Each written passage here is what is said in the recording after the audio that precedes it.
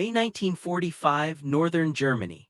The war in Europe was collapsing, but inside a concrete bunker, three German women stood frozen, hands raised high, hearts pounding in their chests. Their uniforms, once symbols of pride, were now just dusty reminders of a regime in its final hours. Outside, the sharp shouts of Canadian soldiers echoed in English, a language the women had been taught to fear. For years, Nazi propaganda had painted the Allies as monsters, promising that capture meant torture, humiliation, or worse.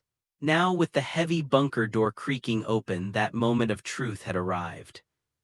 Sunlight slashed through the darkness, blinding after days underground. A young Canadian soldier stepped inside, rifle lowered, his face unexpectedly gentle. He looked nothing like the savage enemy they'd been warned about. In perfect German, he spoke words that shattered the tension. "Mein Lieb, you're safe now. My dear, you're safe now." The youngest woman, Leisel, trembled so hard she could barely stand. Was this a trick? Was this the calm before the storm? Every instinct screamed that kindness from the enemy was just a mask for something far worse. Among the three, Greta Hoffman felt her world spinning. At just 24, she'd spent 2 years as a signals operator, sending coded messages for a war machine that was now in ruins. Before the chaos, she'd been a literature student in Hamburg, a city of music and bookstores now reduced to ashes. Her brothers had died on the Eastern Front, and she joined the Women's Auxiliary Service, believing she was serving her country. But deep down, doubts had crept in. She'd seen SS officers do things she couldn't forget. She'd heard whispers about camps in the East, about people who vanished. But in Nazi Germany, questions could be fatal, so she locked her doubts away and did her job. Now, staring at this Canadian soldier, her supposed enemy, Greta's mind raced. Where was the brutality she'd been promised? Where was the vengeance? Instead, she saw only confusion in the eyes of her captors, as if they too were wondering how the world had come to this. Leisel Weber, just 19, was the youngest. She'd grown up on a Bavarian farm, dreaming of escape from endless fields and chores. When recruiters came, she saw a chance to prove herself, to show that women could serve the fatherland. She believed every word the officers told her, that Germany's future was glorious, that the Allies were evil, that democracy was weakness. Now, as Canadian soldiers searched the bunker with careful, almost apologetic hands, Leisel's beliefs began to crack. They were supposed to be animals, so why was one of them offering her a smile? Maggie Clean, the oldest at 31, had seen more of the war than she cared to remember. She'd been a telephone operator in Berlin before the bombs fell, before the city became a graveyard. She joined the auxiliary service because there was no other choice. She learned quickly that believing everything the government said was a fool's game. She'd watched officers lie about victories that never happened, seen rations shrink, and heard the city's heartbeat slow with every air raid. Maggie was a survivor. When the officers handed out suicide pills, she'd pretended to swallow hers, hiding it in her pocket. Suicide was for true believers. Maggie just wanted to live. Now, as the Canadians offered her water and treated her with a strange, almost American politeness, Maggie wondered if choosing life had been the right call after all.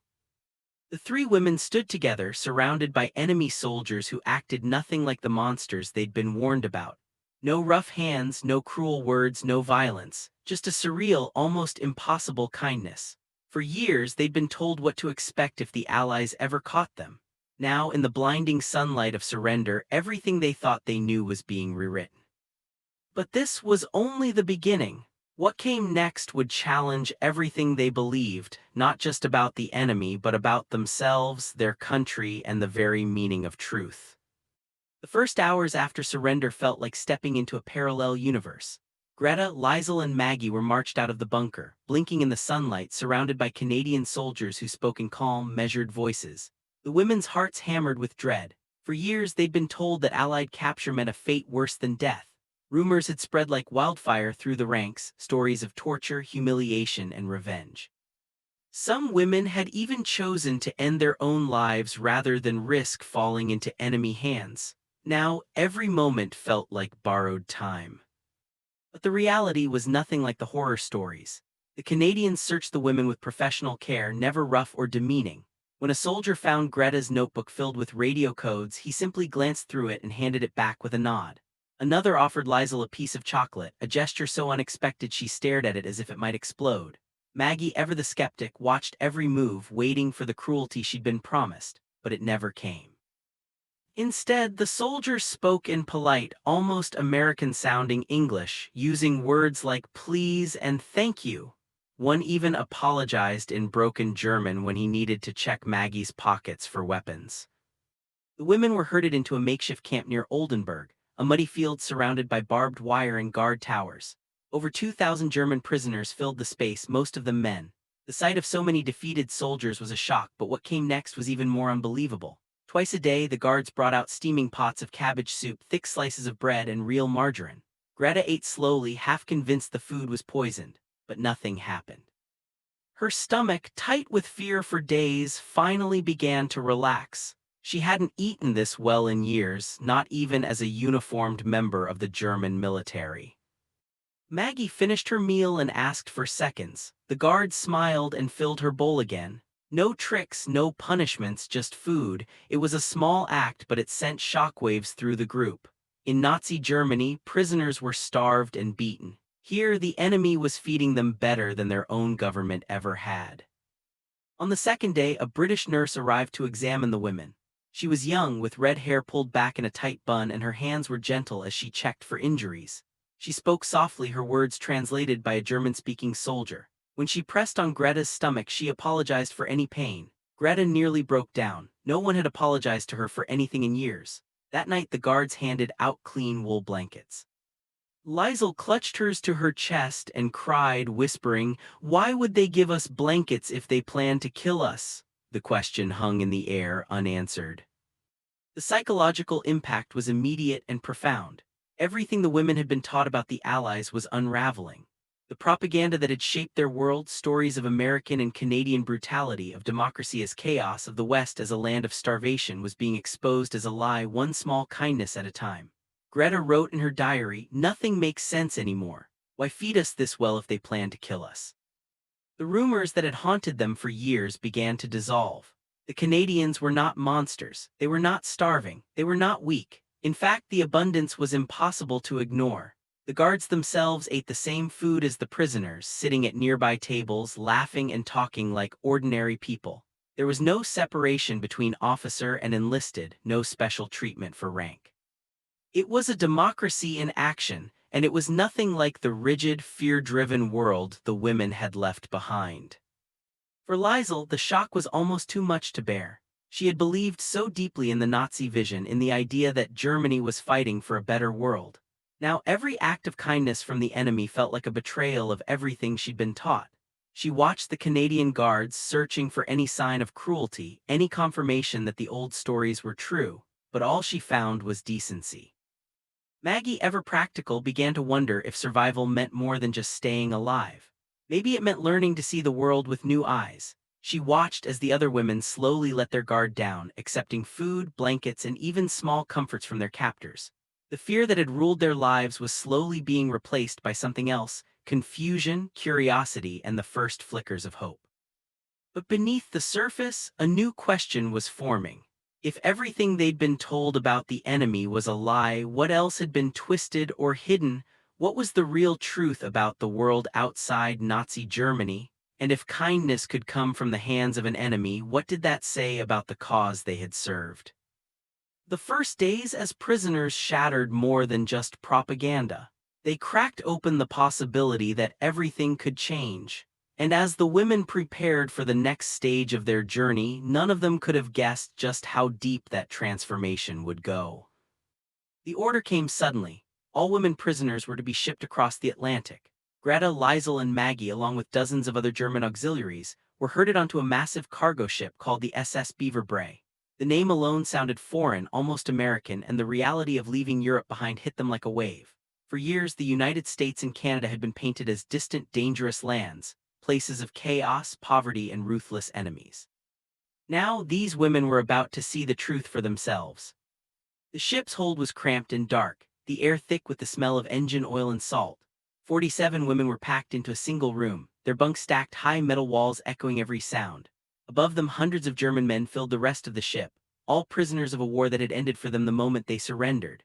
The Atlantic crossing was a test of endurance. The ship rocked endlessly, tossing its human cargo from side to side. Seasickness swept through the women's quarters like a plague. Leisel, already fragile, spent 8 days unable to keep down even the simplest food.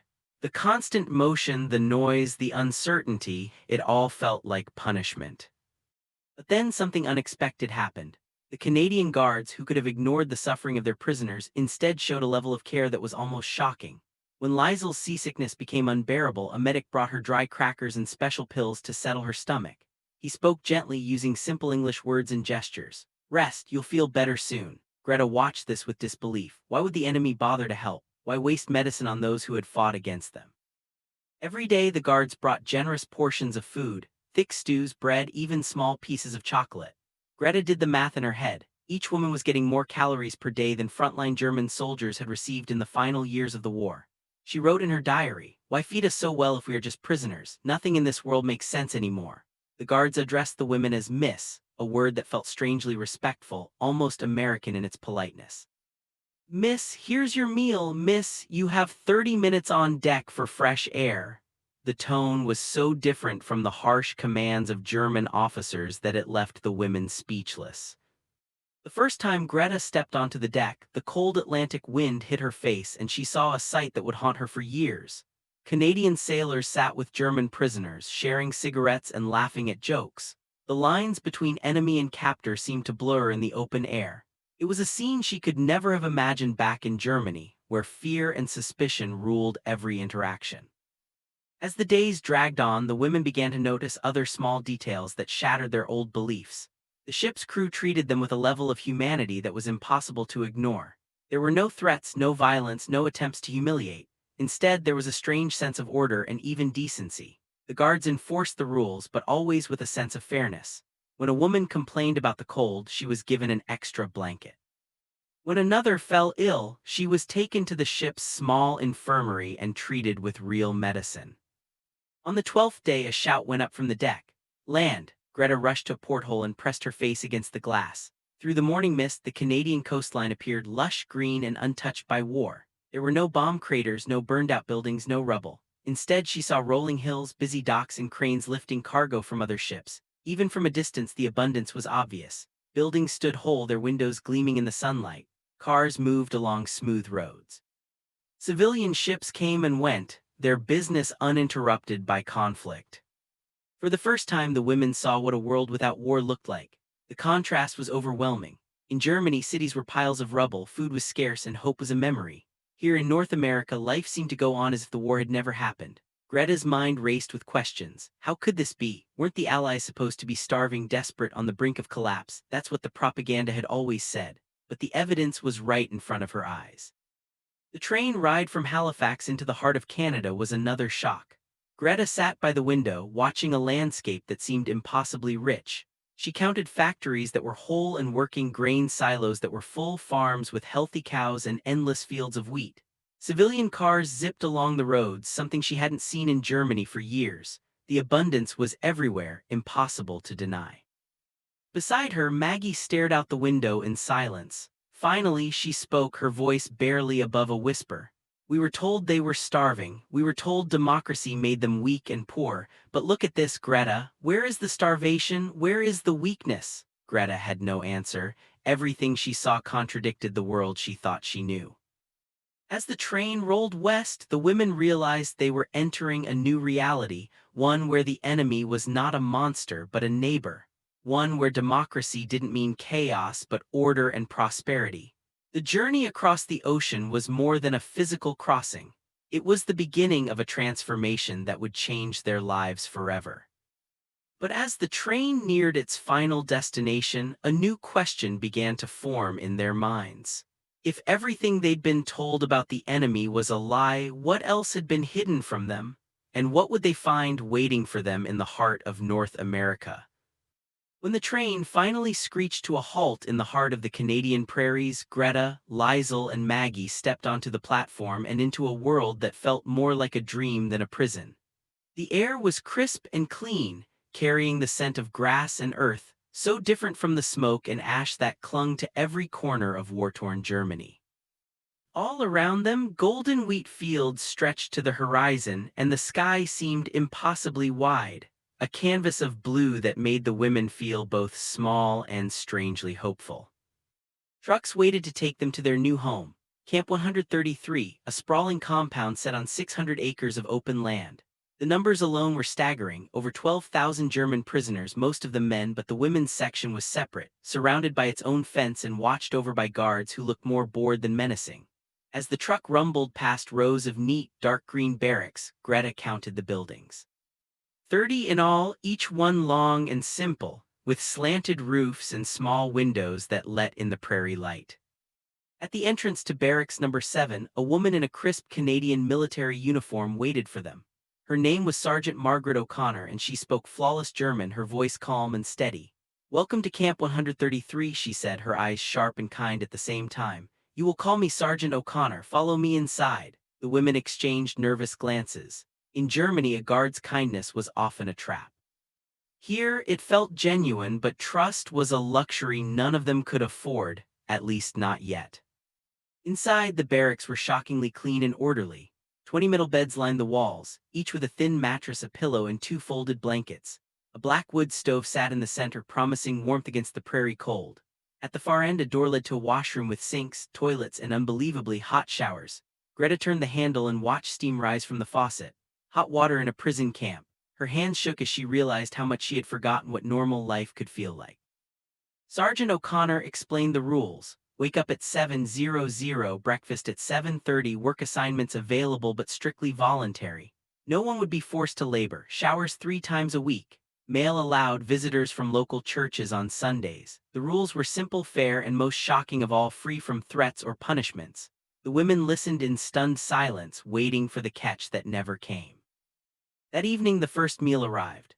Women in kitchen uniforms carried in trays piled high with food. Steaming bowls of porridge with milk and sugar, scrambled eggs, thick slices of toast with real butter, and hot coffee. Greta stared at her plate, unable to believe her eyes. This was more food than she'd seen in one place since before the war. She took a cautious bite, half expecting some hidden cruelty, but the eggs were real, the butter rich, the coffee strong. Leisel sat frozen, whispering, "It's a trick. They're going to poison us or make us sick." But after 10 minutes, hunger won out. She took a bite, then another, and soon tears were streaming down her face as she ate. Maggie, ever the survivor, finished her meal and asked for seconds. The kitchen staff smiled and filled her plate again. No tricks, no punishments, just food given freely to the enemy. The shock of kindness was almost harder to bear than cruelty. The next morning, a Canadian doctor named Captain Morris examined each woman. He was older, with gray hair and gentle hands, and he spoke no German, so Sergeant O'Connor translated. When Leisel pointed to her swollen jaw, the doctor frowned and made notes. That afternoon, she was taken to the camp hospital, given medicine to sleep, and woke up with her infected tooth gone and the pain finally over. Greta, who had fallen ill on the ship, was treated for dysentery with real medicine and soft food. Nurses checked on her every few hours, and by the 3rd day she felt better than she had in months. At night, the barracks were filled with quiet sobs, not of fear but of confusion and relief. For the first time in years, the women felt something close to safety. Maggie lay awake, listening to the sound of women crying in the dark, and realized she hadn't felt safe since the bombs started falling on Berlin. Now, in the heart of enemy territory, she was being treated with more dignity than she'd ever known at home. By the 2nd week, a routine began to form. Each morning, Sergeant O'Connor posted a list of voluntary jobs: library work, kitchen duty, office help. Greta signed up for the library, finding comfort in the smell of old books and the quiet order of the shelves. Leisel worked in the kitchen, peeling potatoes and chopping vegetables, amazed by the endless supply of fresh food. Maggie, with her neat handwriting and sharp mind, was assigned to the administration office, sorting mail and paperwork for the prisoners. The camp was powered by electricity that never flickered, the lights always bright, the radios always playing music and news from America, Britain, and Canada. Greta listened carefully, comparing the broadcasts to the censored, propaganda-filled news she'd grown up with. The differences were impossible to ignore. Canadian newspapers arrived at the library, filled with ads for washing machines, coffee, and other luxuries that had vanished from German life years ago. Every other Saturday, small groups of women were allowed to visit the nearby town of Lethbridge under guard. The stores were full, the streets clean, the people healthy and well-dressed. Some locals stared, but most ignored the prisoners, and a few even smiled or nodded hello. At church, a local German-Canadian family invited Leisel to sit with them, sharing their hymn book and giving her a bag of homemade cookies. She carried them back to camp like treasure. The shock of abundance, the fairness of the rules, the simple acts of kindness, all of it combined to unravel the lies the women had been told about the enemy. In Camp 133, the enemy was not a monster but a neighbor, not a threat but a teacher. And as the days passed, Greta, Leisel, and Maggie began to realize that the real prison had never been the barbed wire or the guard towers. The real prison was the world of lies they'd left behind. But as the women settled into this new reality, a deeper question began to take root. If everything they'd been taught about the enemy was false, what else had been hidden from them? And what would it mean to finally see the truth? As the weeks passed inside Camp 133, the women's world split into three. For some, the shock of kindness and abundance from their American and Canadian captors was too much to ignore. For others, the old beliefs clung tight, refusing to let go. And in the middle, a silent group watched, torn between the past and the present, unsure which side of history they belonged on. Greta, Maggie, and a growing number of women found themselves changing in ways they never expected. The daily routines of camp life, voluntary work, fair treatment, and even pay for their labor felt like living in a different universe. Greta spent her days in the camp library, surrounded by thousands of books, many in English. She started to learn the language of her captors not out of obligation but out of curiosity. The more she read, the more she realized how much had been hidden from her. American newspapers arrived every week filled with stories of freedom, debate, and even criticism of the government. It was a world where questions were not just allowed but encouraged. Maggie, working in the administration office, saw letters flowing back and forth between prisoners and their families. She noticed something that would have been unthinkable in Germany, prisoners asking about staying in Canada after the war. Some men didn't want to go back, they'd seen enough of democracy to know it was worth the risk. Maggie started to wonder if survival meant more than just living. It meant choosing a future built on truth, not fear. But not everyone was ready to let go of the past. A hardline group led by a former sergeant major named Cross clung to the old ideology with desperate intensity. They called the camp's kindness a trick, a form of psychological warfare designed to break their spirits before the real punishment began. Cross insisted that the abundance was fake, that Canadians and Americans were secretly starving just like Germans. She refused to attend English classes, refused to speak anything but German, and warned her followers that the party would remember who stayed loyal. For Cross and her group, every act of decency was just another weapon in a war for their minds. In the middle were women like Leisel, caught between two worlds. She attended church every Sunday, searching for answers in faith, but also slipped into secret meetings with Cross's group, afraid to let go of everything she'd once believed.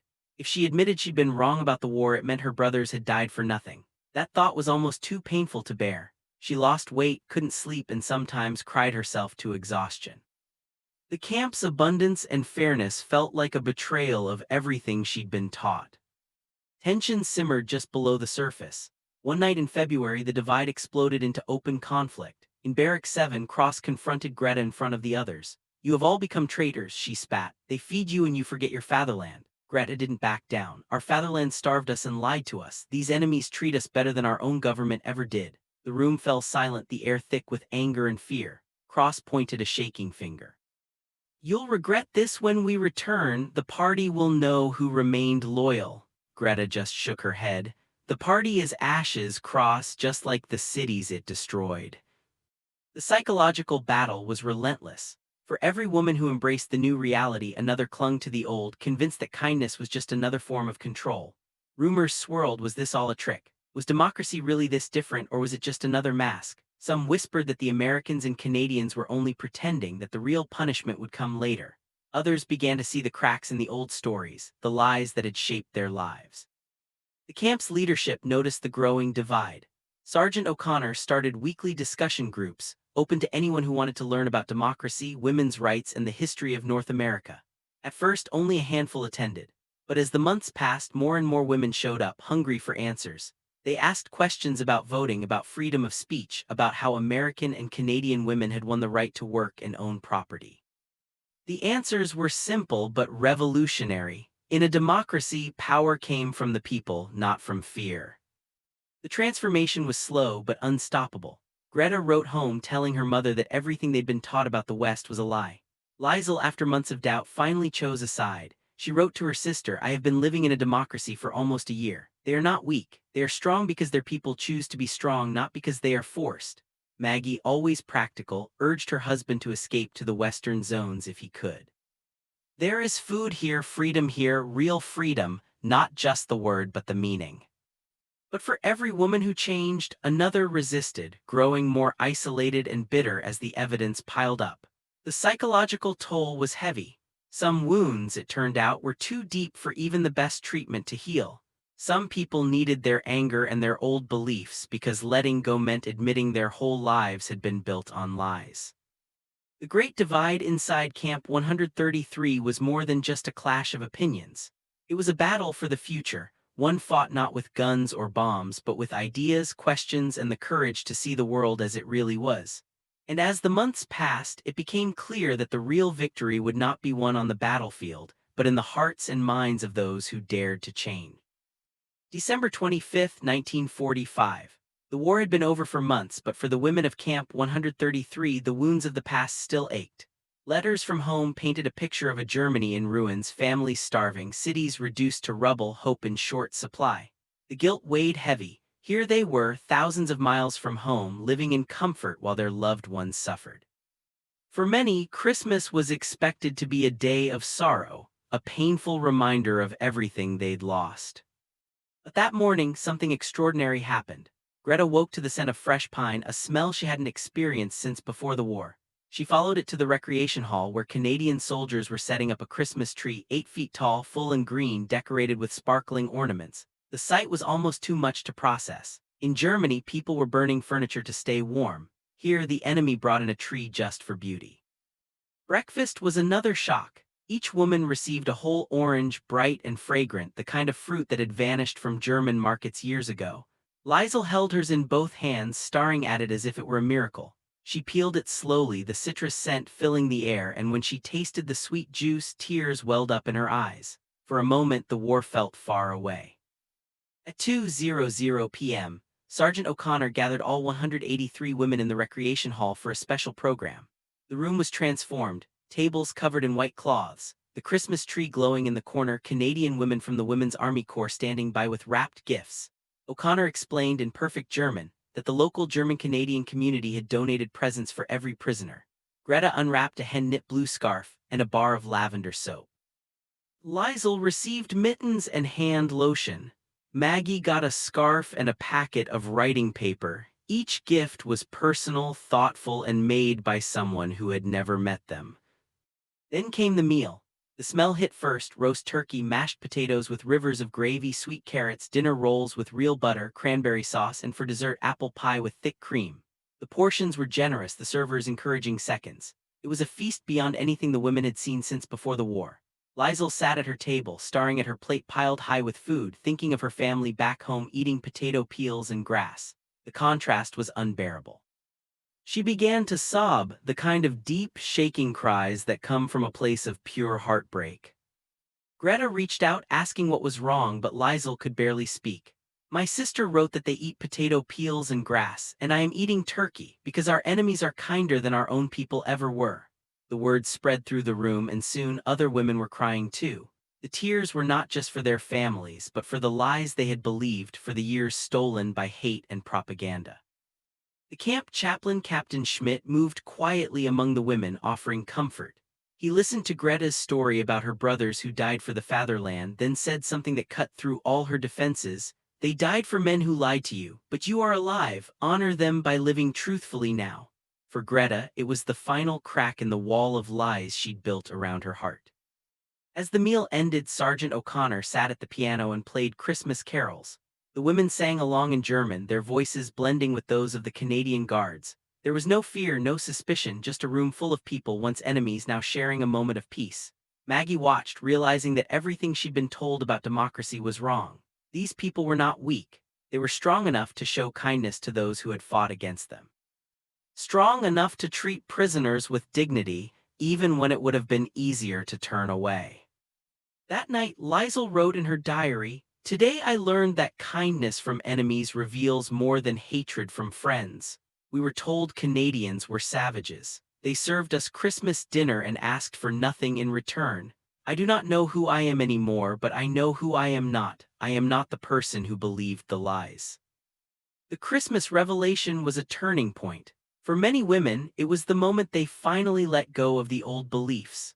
The propaganda that had shaped their lives was no match for the reality of compassion, generosity, and respect.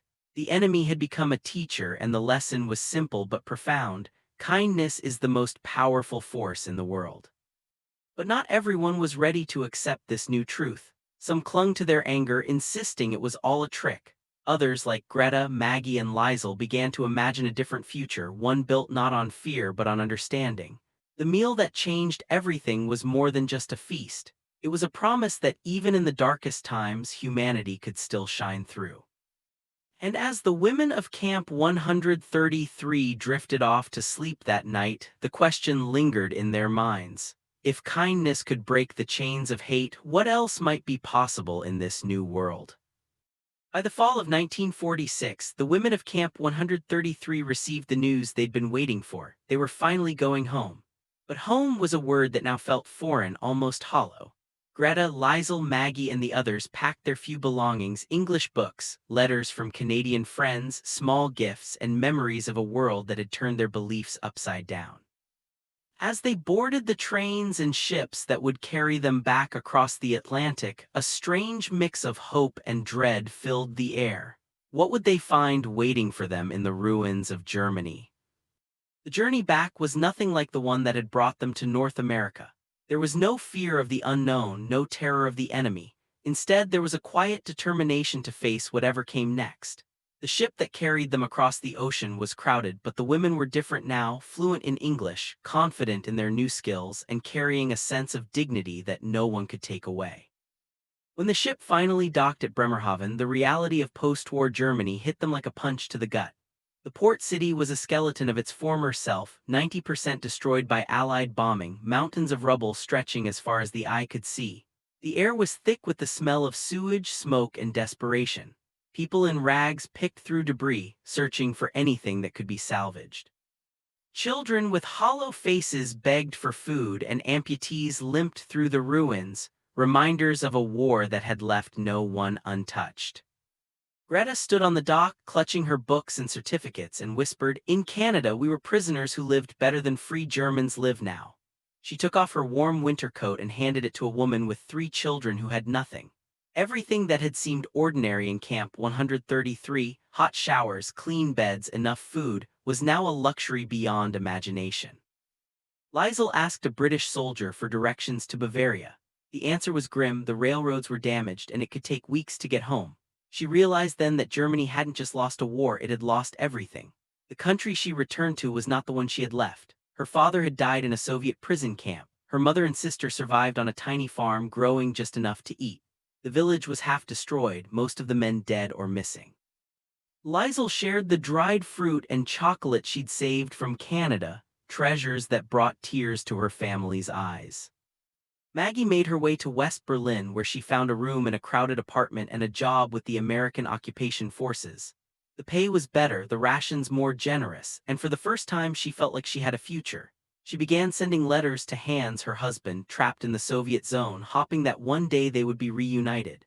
"If I am patient and smart, we will be together again," she told herself. The lessons of Camp 133, resilience, hope, and the power of truth became her guiding light.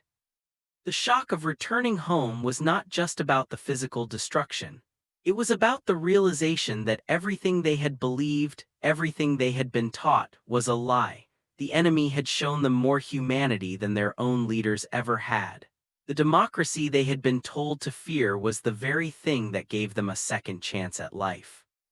As the months passed, the women began to rebuild, not just their homes but their sense of self.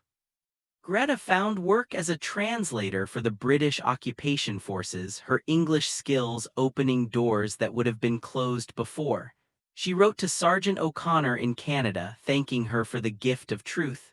"Germany will rise again, but this time on democratic foundations," she promised.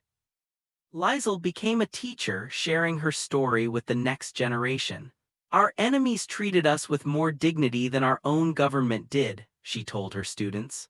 Remember that when someone tells you to hate. She helped found a German-Canadian friendship society determined to build bridges instead of walls. Maggie's struggle was longer, but in 1953 Hans escaped from the Soviet zone and found her in West Berlin. They cried together for an hour, grateful for a freedom they had never thought possible. Maggie never forgot the lessons of Camp 133. She mentored young women, encouraging them to think for themselves and never accept propaganda at face value. The return to Germany was a test of everything the women had learned in captivity. Some of their fellow prisoners clung to the old beliefs, unable to let go of the past. But for Greta, Leisel, and Maggie, the truth was clear. Democracy was not weakness. It was strength, the kind of strength that could rebuild a nation from ashes. The story of these women is a reminder that the real battle is not fought with guns or bombs, but with ideas, compassion, and the courage to change. The United States and Canada had shown them a different way, a way built on freedom, dignity, and the belief that even enemies deserve a chance at redemption. As Greta wrote in her final letter to Canada, "You taught me that people rebuild stronger when they build on truth instead of lies." The women of Camp 133 returned to a broken homeland, but they carried with them the seeds of a new beginning, one that would shape the future of Germany and the world for generations to come. The story of Greta, Leisel, Maggie, and the women of Camp 133 didn't end when they stepped off the ships and trains into the ruins of post-war Germany. In many ways, their real journey was just beginning. What they carried home from North America was more than just a suitcase of books or a certificate in English. They brought back a new way of seeing the world, a vision shaped by the values of democracy, freedom, and human dignity that they had witnessed firsthand in the heart of the United States and Canada. For Greta, the lessons of Camp 133 became her life's mission. She worked as a translator for the British and American occupation forces, helping rebuild a shattered Germany, but her true passion was education. In 1978, she published a textbook called From Propaganda to Truth, Education in Democratic Society, which became a cornerstone in German schools. Greta's message was simple but revolutionary. Education only matters if you are willing to question what you are taught. A closed mind in a free society learns nothing. An open mind under dictatorship learns everything it needs to choose freedom. Her story, and the stories of her fellow prisoners, became case studies in critical thinking and the dangers of blind obedience.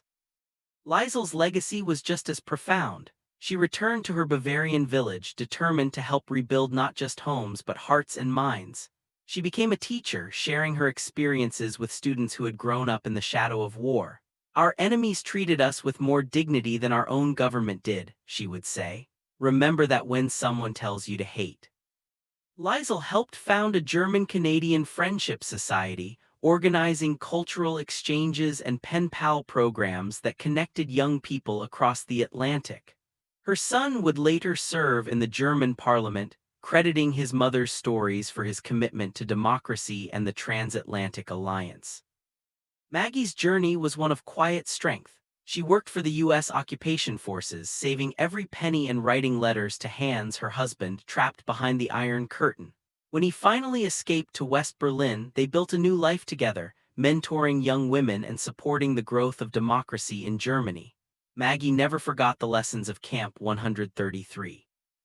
In her will, she left scholarships for women studying democratic governance, writing, "In memory of the American and Canadian guards who showed this German enemy that democracy means treating even opponents with dignity." The ripple effects of their transformation spread far beyond their own lives. Of the 183 women who lived in Camp 133, dozens eventually immigrated to North America, 34 to Canada, 12 to the United States, others to Britain and Australia. Many became citizens, raising families who would grow up with a deep respect for freedom and justice. One woman's son even served in the U.S. military, a living testament to the power of reconciliation. Even the hardest hearts were changed by time and truth. Cross, the former hardline resistor, clung to her old beliefs for years in East Germany. But after witnessing the brutality of the Stasi, she finally admitted in a letter found after her death, "I was wrong about everything. The democracy I mocked would have saved Germany. Authoritarianism destroyed it. I spent 20 years learning what I could have learned in 1 year if I'd been willing to see truth. I am sorry. The story of Camp 133 became a symbol of what is possible when nations choose principle over vengeance, and when individuals choose to see their enemies as human beings. In 1985, the Canadian government invited former prisoners to a memorial ceremony in Lethbridge. Greta, Leisel, and Maggie returned as honored guests, sharing their stories with American and Canadian students. Greta told them, "We were taught you were monsters. You showed us you were human." That changed everything. When I teach young people now, I tell them to question what they are told about enemies. Someone benefits from your hatred, and it is rarely you. Leisel added, "Never think small acts of kindness do not matter. Treating even your enemies with basic dignity can change the future of nations." Maggie spoke last. "They fed us, educated us, and treated us fairly, not because we deserved it, we were the enemy, but because they believed in principles bigger than war. That is the foundation of democracy, principles that apply even when it is hard or inconvenient." The legacy of Camp 133 is a lesson for every generation, especially in the United States, where the ideals of freedom, justice, and equality are still being tested every day. How we treat those we have defeated reveals more about our values than how we treat our friends. America's greatest strength has never been its weapons or its wealth, but its willingness to extend a hand, even to those who once stood on the other side of the battlefield. The women of Camp 133 came as servants of dictatorship. They left as witnesses to democracy, transformed not by force but by the simple, radical power of kindness. When they helped rebuild Germany as a democracy, when they raised children who valued human rights, when they taught students to think critically, they were repaying a debt of compassion that turned enemies into allies. So the question remains for all of us: how do we treat our enemies? Do we confirm their worst fears, or do we show them principles worth believing in? The answer, as the women of Camp 133 proved, can change the course of history.